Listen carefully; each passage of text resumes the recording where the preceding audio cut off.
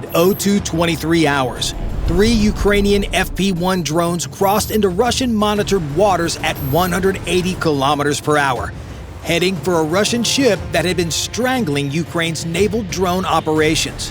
The Russian spy ship sat 15 miles off of Novorossiysk, its R-38-1T arrays listening. For 6 weeks, it logged a pattern of life and was days away from predicting strikes. While the patrol had been relatively quiet so far, this would all change in a matter of seconds. Unknown to the Russian spy ship, the Ukrainian drones skimmed 3 meters above the waves, heading straight their way.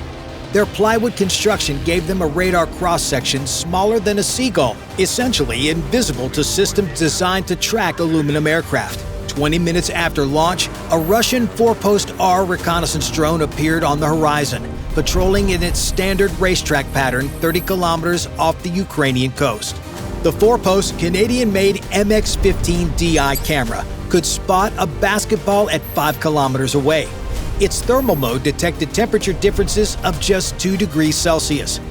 At 02:45, the lead FP-1's engine heat spiked on the Forpost display.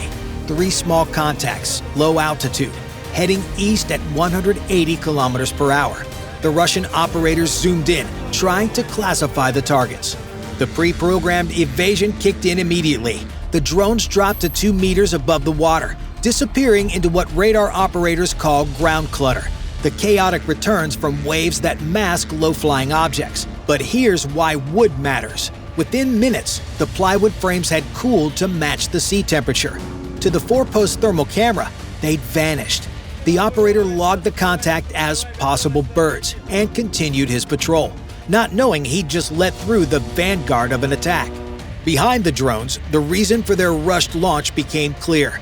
Russian Shaheds had found their launch site, arriving just minutes after the FP-1s cleared the area. The operators barely escaped as 50-kilogram warheads turned their equipment into scrap metal. The spy ship's intelligent network was already working, but not fast enough to stop what was coming next. At 03:30 hours, as the FP-1s were crossing the Black Sea, 20 Ukrainian naval drones launched towards Sevastopol at 80 kilometers per hour. What happened next would trick Russia into leaving their most valuable intelligence asset completely defenseless. The decoy swarm was a mix of modified jet skis and cheap commercial boats fitted with basic guidance. Each cost less than $10,000. Throwaway assets designed to look exactly like Magura V5 naval drones on radar. They maintained formation, transmitted the right radio signatures, and moved at attack speed. To Russian radar operators watching their screens, this looked like the largest naval drone assault since October 2022. Creating a convincing decoy swarm requires more than just sending boats toward a target. The drones had to follow for realistic attack patterns, spreading into assault formations, converging on likely targets, even performing evasive maneuvers. Ukrainian operators controlled them via satellite link for the first 50 kilometers, then switched them to autopilot. Each drone broadcast on frequencies known to be monitored by Russian intelligence. Some even carried heat sources to mimic the infrared signature of armed drones. The deception had to be perfect.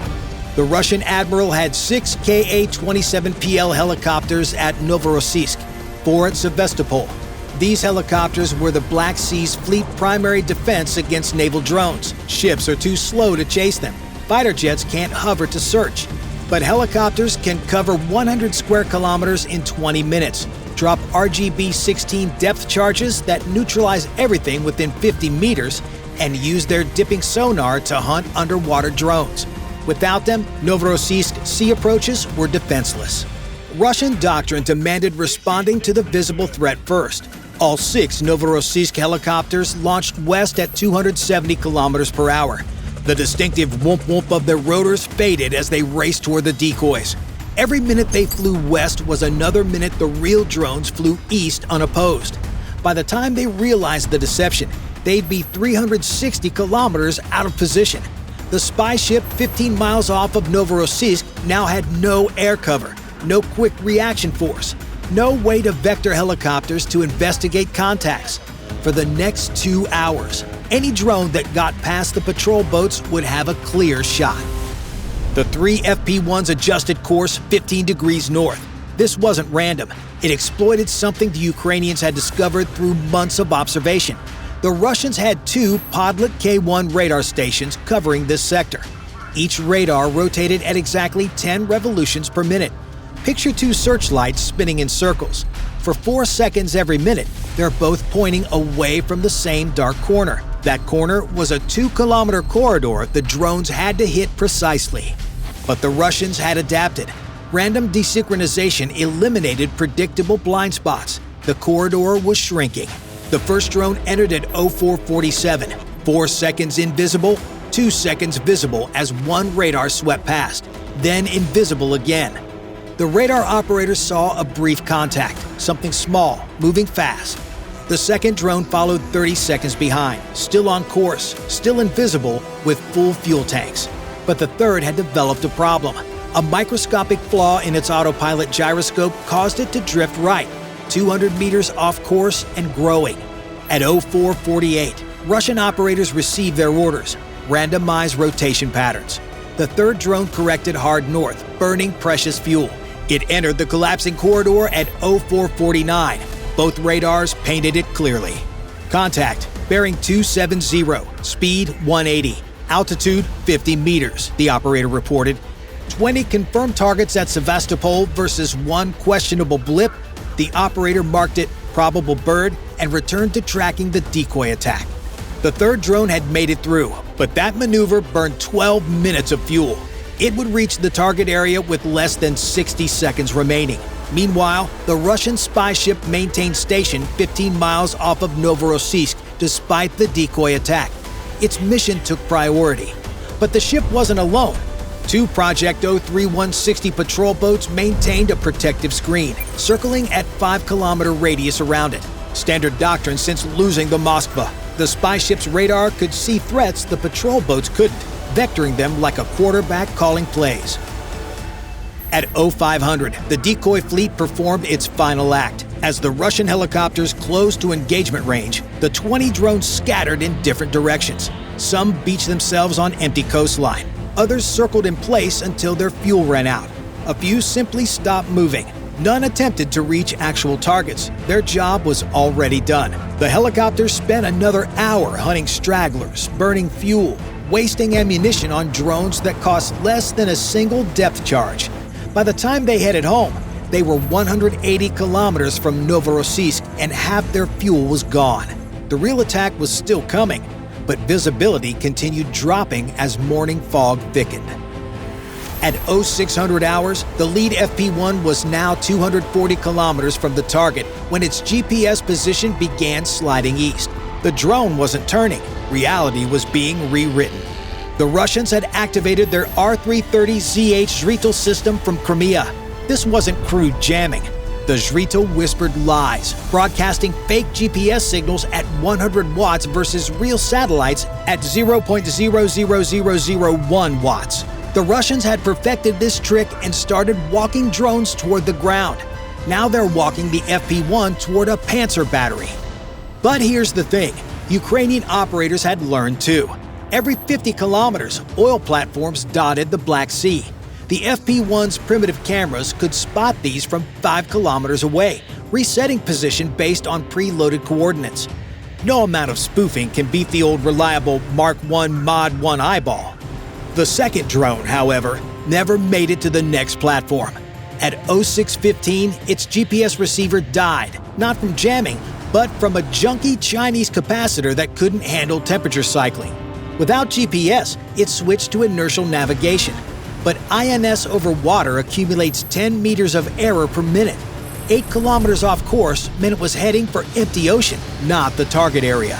At 0645, it hit the water. No explosion, just gone. 2 drones left. The third one, 5 kilometers behind, still had clean GPS, but not for long. The Russian ship went active. Its mineral ME radar began painting the western approaches. The ship's signals intelligence team was also working.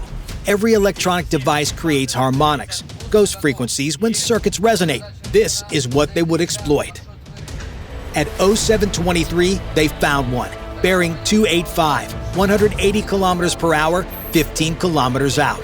The ship's radar locked on. The lead drone's primitive threat receiver registered the lock. But wood confuses radar designed for metal. The Mineral ME's algorithms look for sharp returns from aluminum. Wood gives mushy, inconsistent returns. The radar kept losing lock. The operator reported intermittent contact, possibly birds. The third FP-1 made a decision its simple programming allowed, detecting radar ahead. It shut down everything except mechanical gyroscope, flying blind on compass heading alone. But running this electronic warfare system caused another problem. Its R-984UM jammers, protecting against naval drones, were creating electromagnetic noise across multiple bands. The jammers operated at 20 to 1,000 megahertz, right in the middle of the ship's communication frequencies. Every time they transmitted, they degraded their own radar returns. Russian doctrine called this electromagnetic fratricide, your own systems interfering with each other. A calculated risk, the manual said, and they were about to learn the true cost. At 0725, the ship vectored a patrol boat to investigate the intermittent contacts. The boat accelerated to 35 knots, crew manning the forward PKM machine gun. The gunner loaded a fresh 200-round belt, checked the iron sights, and braced against the mount. His loader stood ready with 2 more belts. They drilled this hundreds of times, engaged low-flying targets at 500 meters, walked tracers into the target, maintained fire until splash. Standard procedure: investigate, identify, engage if hostile. But they were briefed for aluminum drones with infrared signatures. Nobody mentioned plywood ghosts. The lead drone had 3 minutes of fuel. Behind it, the third drone flew on, invisible but blind. The morning fog was now thick enough to cut visibility down to 500 meters. At 0730, the lead FP-1 reached the target area 15 miles off of Novorossiysk. The Russian spy ship sat exactly where predicted, still vectoring patrol boats toward the incoming threat. The spy ship had created a radar fence, 2 patrol boats with overlapping positive ME1 coverage. Each radar covered 120 degrees, detecting 0.1 square meter targets at 15 kilometers. Classic Soviet doctrine assumed one thing: physics would cooperate. But the Black Sea had other plans. A temperature inversion was forming. Warm air over cold water, bending radar beams upward like light through a prism. This wasn't unusual for the Black Sea in September. The water stays warm while morning air cools rapidly. The density difference creates an atmospheric lens. Radar operators train for this, but the correction formulas assume standard conditions. This morning's inversion was severe, a 10-degree temperature differential in just 50 meters altitude. The radar beams bent upward at a 15-degree angle. What looked like 50 meters on the screen was actually 80 meters in reality. Anything below 30 meters was completely invisible. The FP-1 at 3 meters might as well have been a submarine. The lead drone approached at 0732. The Russians were scanning 50 meters altitude. Their beams were actually looking at 80 meters, so the drone slipped underneath. The patrol boat spotted it visually at 500 meters. The lead drone's camera showed the patrol boat growing larger. 500 meters. Muzzle flash. 400 meters. The PKM's distinctive chatter echoed across the water, tracers walking across the surface. 3 rounds hit, clean holes through wood. 1 clipped the propeller. The engine began vibrating violently but kept running. The drone cleared the boat's range. 90 seconds of fuel remaining. At 0733, the spy ship's distinctive mast was visible 800 meters away, but the damaged propeller had cracked the engine mount. The patrol boat radioed. Drone inbound, bearing 285, damaged but still flying. The bridge crew grabbed binoculars, scanning south where the boat pointed. They should have looked northwest. The third FP-1 had been lucky. Flying on mechanical gyroscope alone, it maintained course. It had emerged from morning haze at 0734, approaching from the port bow at 180 kilometers per hour, now 10 meters above the water. The lead drone's engine finally seized at 0734, beginning its final glide. The lead drone had done its job. Every Russian eye was tracking it plunge into the water while the real threat approached unseen. The ship's navigation radar couldn't depress below -5 degrees. The designers never imagined something would attack from below this angle. The patrol boats were out of position. The bridge crew was scanning the wrong sector. But just like the Ukrainians relied on visual fixes, so did the Russians. A Russian lookout spotted the third drone at 300 meters. Too late. The drone's camera centered on the bridge roof where the mast housed all 3 special antennas. The 25 kilograms smashed into the mast base. The explosion gutted the bridge instantly. The R381T arrays that could hear a radio in Romania melted. The computers with 6 weeks of patterns, slag. The mineral ME radar, twisted metal. Secondary explosions cascaded through the power supplies. When the fires finally died 18 hours later, the ship's electronic radar suite looked more like a Salvador Dali painting. 6 weeks of intelligence gathering, dozens of recorded launches, the patterns that would have ended Ukraine's drone war, all gone. The ship would sail again, but its electronic eyes and ears were permanently blind. Within hours, Ukrainian drones were launching from new sites with new patterns, invisible once again. The Russians could still hit launch sites, but now they were hitting empty fields. The patterns were gone. Bye for now.